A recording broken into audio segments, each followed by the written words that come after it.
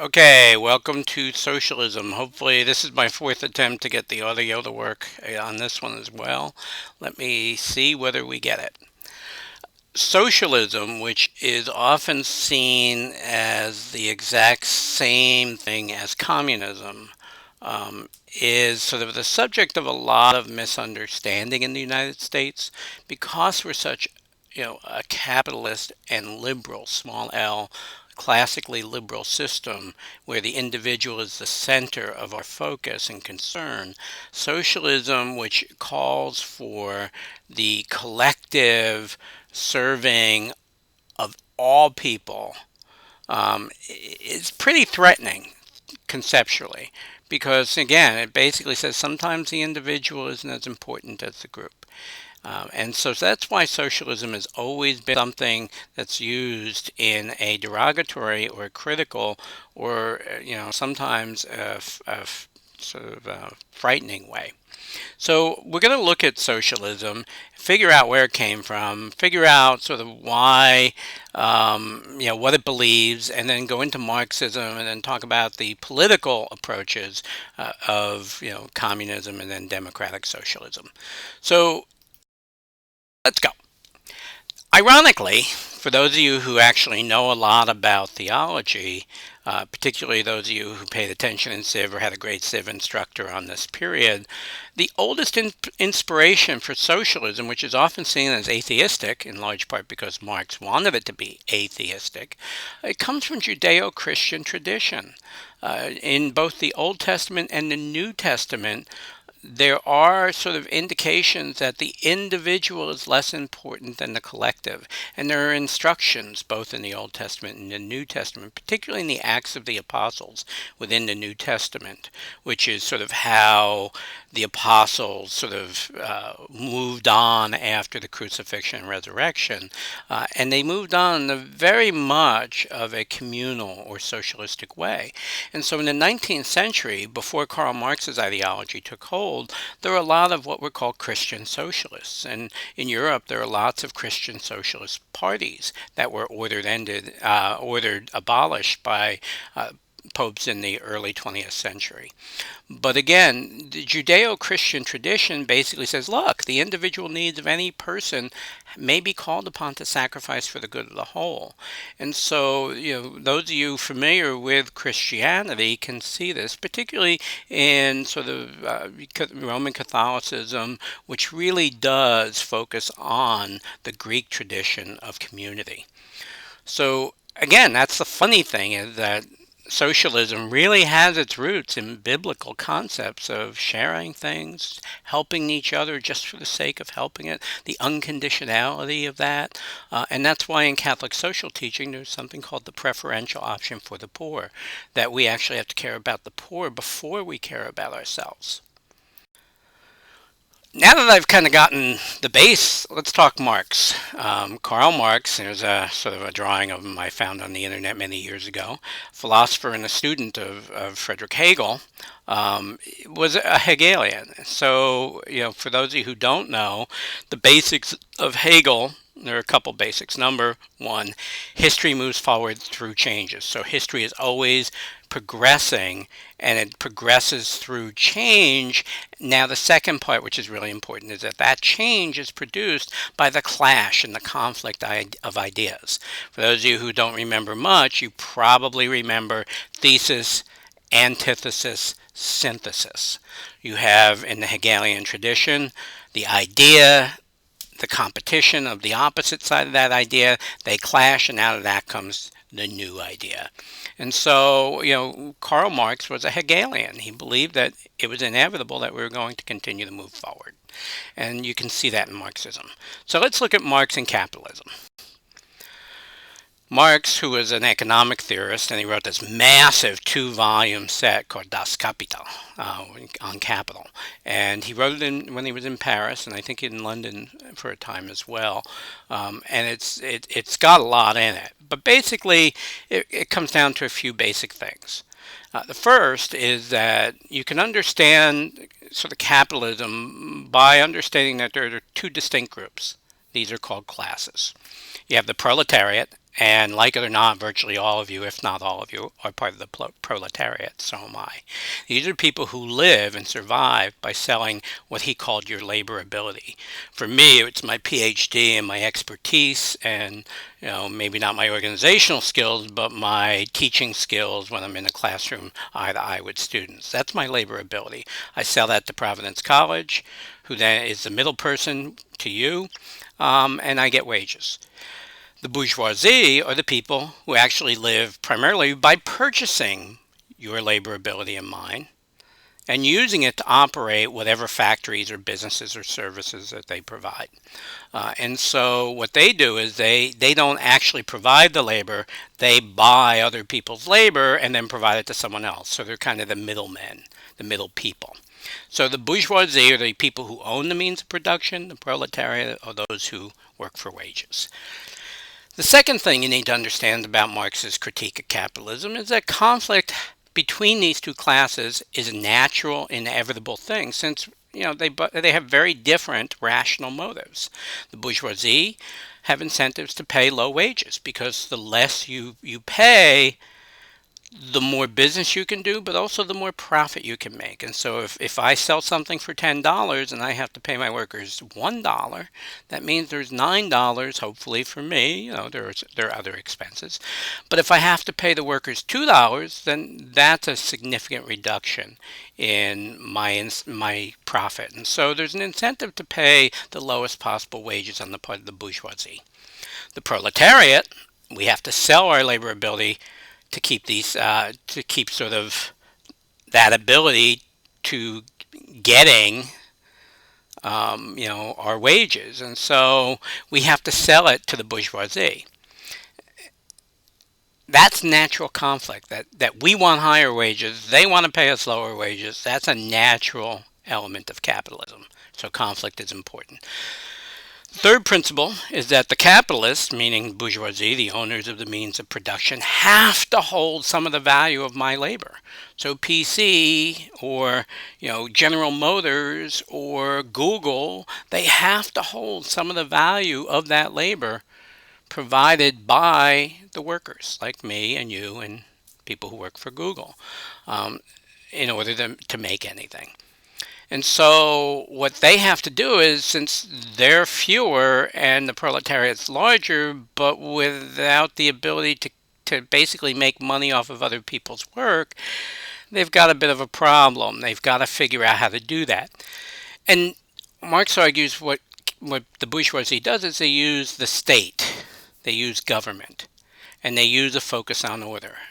So the role of a state in a capitalist system, according to Marx, is to help the bourgeoisie by preserving order. And what that means is government almost always sides with the bourgeoisie, not with the proletariat. And again, this is Marx's theory of capitalism. The fifth is that capitalism is not just an economic system, but it's this total system. It's an entire social system, not simply a system of states and governments and wages and labor and supply and demand. It's this whole ideology in and of itself, a belief about superiority, a belief about the proper role in society and the proper role of government. And so it's what Marxists now call a meta-narrative. And that means a big universal principle, kind of like religion, that explains everything. The next element that's important about Marx's work is the dynamics of capital economies creates tension, but that tension is good and it creates progress. So this struggle is a good thing, because whenever there's a struggle, creativity, innovation, compromise leads to progress. Remember Hegel. So Marx said, it's not bad that the proletariat and the bourgeoisie have a natural tension. That's good because it encourages progress. The last element of Marxism I want to sort of focus on is that capitalism actually is a good thing. It has its benefits because it leads to progress. Competition breeds new discoveries. Look at your cell phone now.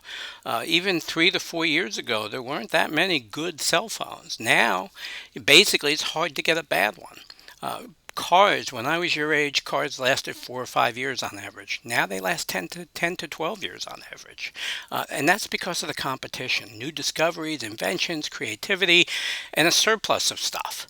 And this competitive drive sort of creates new industries, even new sectors, because everybody is sort of seeking to make a profit while the proletariat is seeking to make a wage.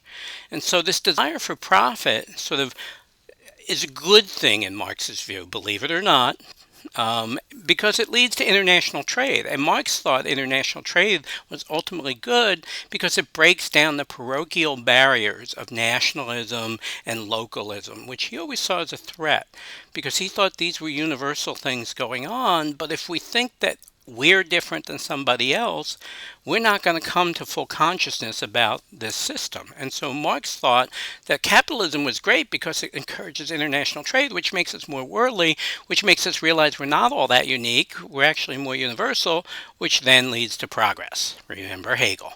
History moves forward. So the challenge for Marx was, how do you find a way to build on these positive developments of capitalism while getting rid of its excesses, where those who own the means of production will do everything in their power to accumulate wealth and take away that labor value from the proletariat as long as the proletariat allows them to. So how do we create a society that treats all according to their needs, but doesn't fall into the inherent problems of inequality, of division, of exploitation of most of us by the few who hold all the power and authority and have the state backing them up? So that was his challenge. And his answer, and remember, this is a theory, and we'll go into the ideologies of democratic socialism and communism. The answer, build a socialist society. You do that, it'll abolish class and thereby eliminate the conflict between the owner and worker. I remember in grad school, I was dating someone whose mentor came to visit because his daughter wanted to look at Princeton, and we were in New Jersey.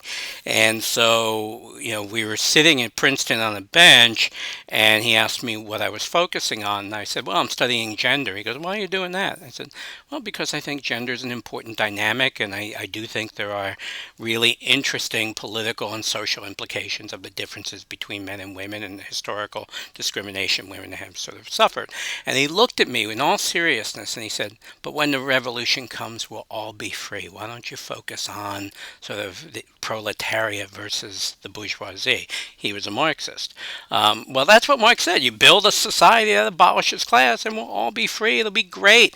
We'll redistribute the resources that are provided by capitalism in a way that addresses everybody's needs. Nobody will go without. We'll all cooperate. All able-bodied adults will work because we now are free to help, but also to share in the benefits of ownership of everything produced instead of selling a piece of our labor to somebody who then sort of takes a piece of our value and sells it for their own profit. The other things that would happen is all goods will be publicly managed. Because if we're all working together in this socialist utopia, it'll first be done by the state and then by local labor cooperatives, local workers.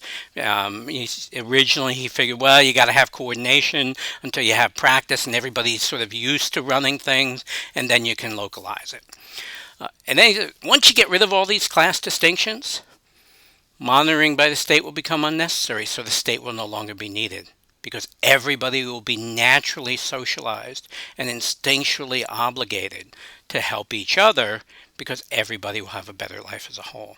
So you give up your narrow, selfish traditions, embrace the future, and we'll all be better off. Marx argued that this could only happen in an advanced capitalist society and through a peaceful evolution, or what he often said, capitalism sort of crushing itself under its own weight. Because again, capital, there's always this drive to sort of accumulate wealth, and eventually it'll get to the point where there'll be so few wealthy people they can't sell anything to anybody, and it'll eventually have to lead to this. Great theory. He wrote it in France. He was thinking of France and Great Britain.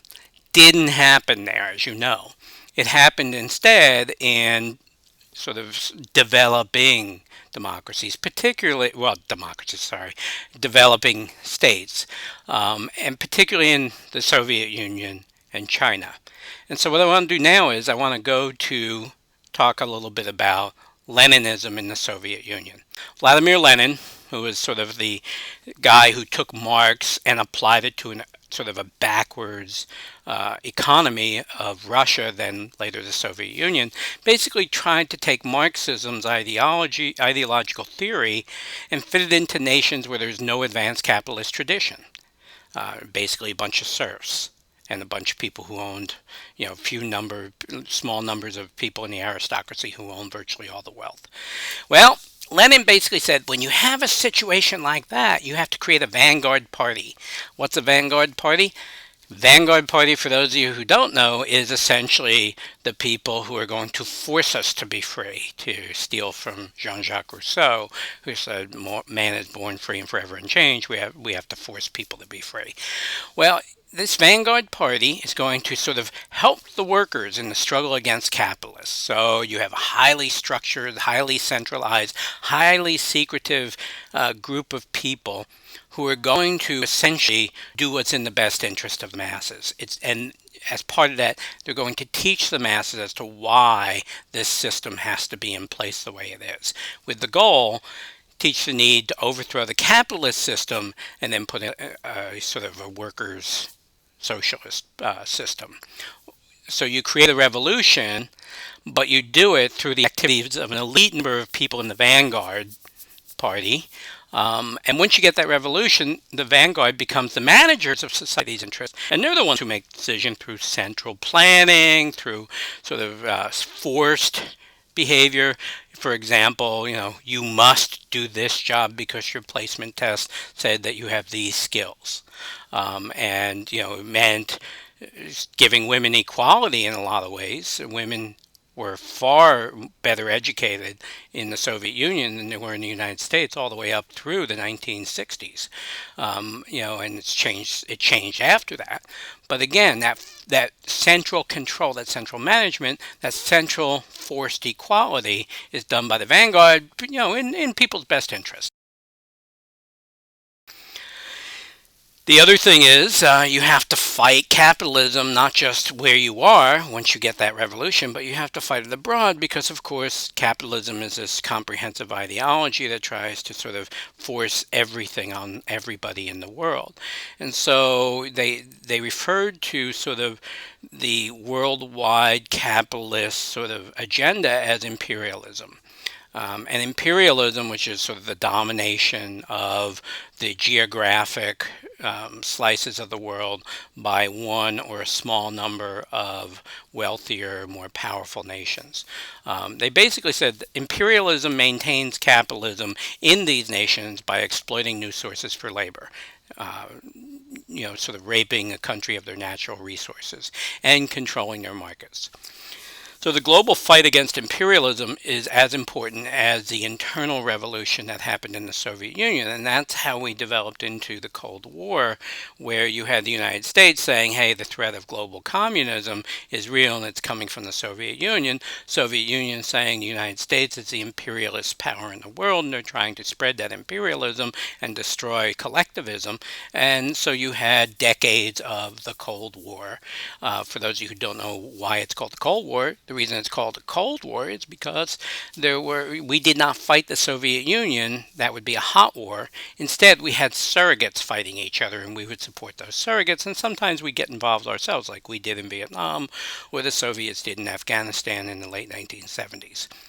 So again, you have to, Leninism says you've got to push the vanguard party ideas and fight imperialism everywhere.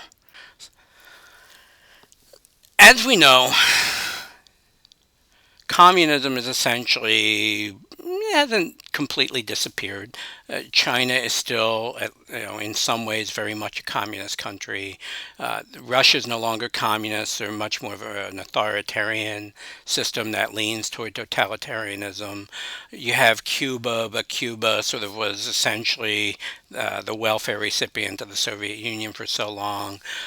So, it's really on the decline. But Karl Marx is probably really still very important in virtually every country in the world, probably except the United States, but even a little bit in the United States. Um, and Marx's influence is seen in social democracy, which much of Europe sort of has a form of social democracy. And there's a difference between Marxism or Marxist-Leninism or communism um, and social democracy. And I just want to summarize those as the last part of this presentation. Social democracy, first of all, it's got a little bit of socialism, meaning government is used to promote social good and progress and equality. But it is a democracy, meaning it's the people who are governed by that country who get to make those decisions through the election of representatives to parliament. Basically, it means cooperation between capitalism and socialism. So it's sort of a midway that's saying, the state, kind of like FDR's sort of modern liberalism. In Europe, particularly on the continent, it's called social democracy. The difference is it rejects Marxist-Leninism as authoritarian because, again, the vanguard party easily devolves into this small oligarchic few who control and dictate everything. It embraces competition in elections, and particularly multi-party competitions. Great Britain isn't the only country that has multiple political parties. As a matter of fact, most of Europe has at more than two significant and important political parties, which then leads to coalition government. Well, social democracy embraces the idea of multi-party competition in free and fair elections. The third element is that social democracy actually believes that there are certain things that need to be protected from majority rule. And so civil liberties, particularly, not always the way we have codified them in the first 10 amendments to the Constitution and then through Supreme Court rulings since then, but essentially the same idea that there are certain things even majorities can't do to others. It also views government as a means to ensure some kind of level of social well-being. So it's not saying that everybody has to be equal, but it is saying that government has to ensure that everybody has at least a base of social well-being. How that's defined varies by each country, and it varies over time. The focus in a social democracy, much like New Deal Democrats, is redistribution, taking some from those who have more and redistributing it to those with less, whether it's retired people or sick people or poor people or unemployed people. There's a focus on this redistribution, not as an absolute leveling, but as a way, again, of promoting the greatest good for the greatest number while not interfering with individual freedom. Very strong tradition in Europe. In the United States, it's generally modern liberalism is the closest thing we come to social democracy. It's not a coincidence, however, that when you compare things like the healthcare system in the United States to the healthcare system of any country in Europe, save maybe Switzerland and possibly Austria, you see a far greater consensus that government actually does have an important role in ensuring not just health insurance, but health care. And in places like Great Britain, probably our closest ideological ally in terms of political philosophy, they have a national health system where everybody gets coverage, and it's done through one system. And they do have some buy-ups if you're wealthy enough to do it or if you want to do it. But essentially, they have a national health system where the doctors are actually employed by the government. In the United States, that's unheard of. So we have modern liberalism, but it's closer to the classical liberalism than is social democracy. And in part, that's because the European social democracy comes, out of the continental tradition. If you go back to that Ruskin sort of diagram, Rousseau and Hegel, and that continental notion that communal health is an important part of individual responsibility. That's why social democracy is much more comfortable, much more prevalent, and much more comprehensive in Europe. And so, hopefully, this sort of socialism, quick thing on socialism, has helped you sort of understand the basics of Marxism, how sort of, it works, but also where it's seen today. And particularly, Marx's influence is most important in continental Europe and social democracies. Okay? All right.